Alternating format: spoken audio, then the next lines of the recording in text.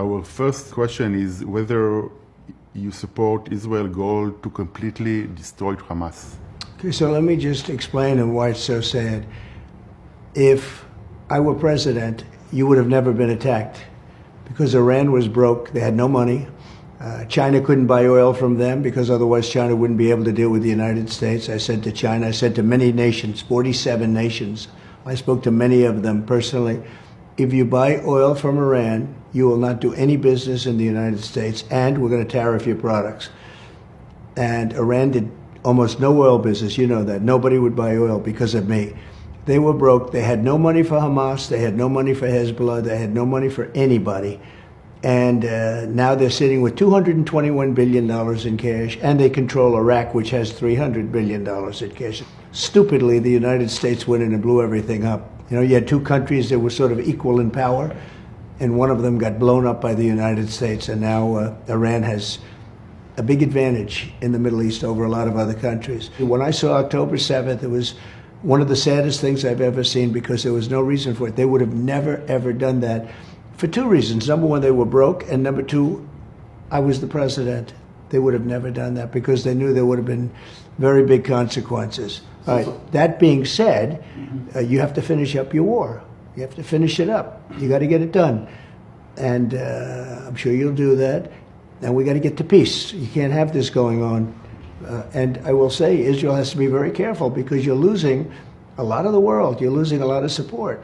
But you have to finish up. You have to get the job done. And you have to get on to peace. Well, look, there has been no president better to Israel than me. Iran wanted to make a deal. And what the deal, 90% of the deal that I want to make is no nuclear weapon.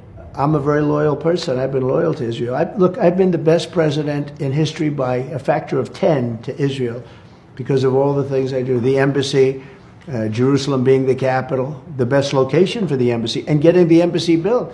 But then you have Abraham Accords, and then you have Golan Heights. I want to show with you a question that in our minds, every leader in the world should reply. How would you react if, God forbid, it was your children or grandchildren who were kidnapped by Hamas or suffering the horrors that so many Israelis were going through on October 7? On October 7? I would say I would act very much the same way as you did. You'd have to be crazy not to. Only a fool would not do that. That was a horrible attack. But it was an attack that I blame on Biden because they have no respect for him.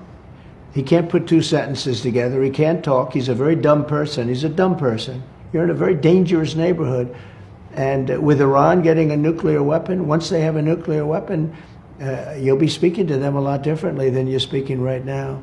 They would have never had a nuclear weapon with me. They understood that. They would never have And they will not have a nuclear weapon with you if you are re-elected? They will never have a nuclear weapon, no. But you have a long time to go. They could have a nuclear weapon in 35 days, right? I have 7 months to go and 9 months to take office. A lot of bad things can happen in that. You know, that's a lot. That's like an eternity.